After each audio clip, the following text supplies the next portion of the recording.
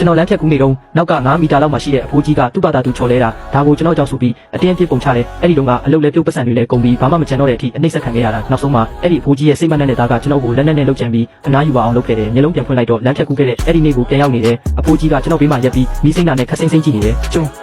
တော်ကအရင်ဆုံးမြေကြီးပေါ်လဲချပြီးပါဇက်ကအမြုပ်တွေထွက်ပြီးအတက်ရသလိုဟန်ဆောင်လိုက်တယ်အဖိုးကြီးလန့်သွားပြီးနောက်ကိုဆုတ်သွားတယ်ဘေးကလူတွေကလူနာတင်ကားခေါ်ပေးမယ်ပြောတော့မှသတိပြန်ရတယ်လို့လုပ်ပြီးဘာမှမဖြစ်ဘူးဆိုပြီးလွတ်လိုက်တယ်အဖိုးကြီးကတော့ကျွန်တော်ကိုမလွတ်သေးပဲလိန်စားမှုကြည့်နေတော့မယ်မီးစိမ့်နေပေမဲ့ကျွန်တော်ကမလွတ်ပဲရက်နေတယ်အဖိုးကြီးကဘာလို့မသွားတာလဲလို့လာပြီးတော့ကျွန်တော်ကအဲ့ဒီနေရာမှာတင်ခြေလမ်းမှန်နေလိုက်တယ်အဖိုးကြီးကကျွန်တော်ကိုပတ်စံရှိတဲ့အစင်းညင်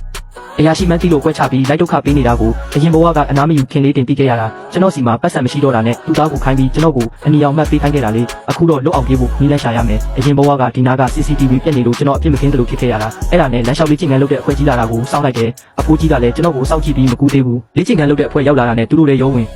လိုက်တယ်လူအုပ်ကြီးကတချင်းတန်တွေနဲ့စူညံပြီးကူးသွားတဲ့အချိန်မှာအဖိုးကြီးကမြေကြီးပေါ်ပြစ်လဲပြီးမသွားကြနဲ့မင်းကြောက်ငါလဲတာဆိုပြီးအော်တော့တာပဲဒါပေမဲ့တချင်းတန်တွေကြောက်ဘယ်သူမှမကြားဘူးသူကကျွန်တော်နောက်ကိုအတင်းလိုက်လာရင်မိနေတော့မဲ့အချိန်မှာသုံးပြီးဆိုင်ကယ်တစ်စီးနဲ့တိုက်မိသွားရောဆိုင်ကယ်မောင်းတဲ့အမျိုးသမီးကသူ့ကိုအတင်းဆဲပြီးရိုက်နေတာကိုကြည့်ပြီးကျွန်တော်အိမ်ကိုမြင်မြင်ပြန်ခဲ့တယ်အိမ်ခန်းကိုချက်ချင်းဖြတ်ပြီးပြောင်းဖို့လုပ်တော့တာပဲနောက်နေ့အလုပ်သွားတော့အဖိုးကြီးကကုမ္ပဏီနားမှာချောင်းနေတယ်ကျွန်တော်ကရုပ်ဖြတ်ပြီးသူ့ဘေးကနေဖြတ်သွားလိုက်တယ်သူမမှတ်မိဘူးသူကကုမ္ပဏီရှိမှတင်စောင့်နေတာနဲ့ကျွန်တော်ကကမ္ဘာအဆက်ဆုံးမြုပ်သီးတွေပါတယ်ပစုံထုတ်တုတ်ကိုကုမ္ပဏီလိပ်စာနဲ့မှာလိုက်တယ်မှာတဲ့သူနာမည်ကိုကြက်ကြက်လို့ပေးထားပြီးအောက်မှာအောက်ခေါ်ခိုင်းလိုက်တယ်ဒုဝက်ပြည်သမားရောက်လာပြီးနာမည်အော်တော့အဖိုးကြီးကချက်ချင်းပြေးသွားပြီးအဲ့ဒါငါတူမှာပေးတာငါ့ကိုပေးလက်ဆိုပြီးလူစားတော့တာပဲအဲ့ဒီလောက်ဆက်တာကိုသူအားရပါရစားနေတာကြည့်ပြီးကျွန်း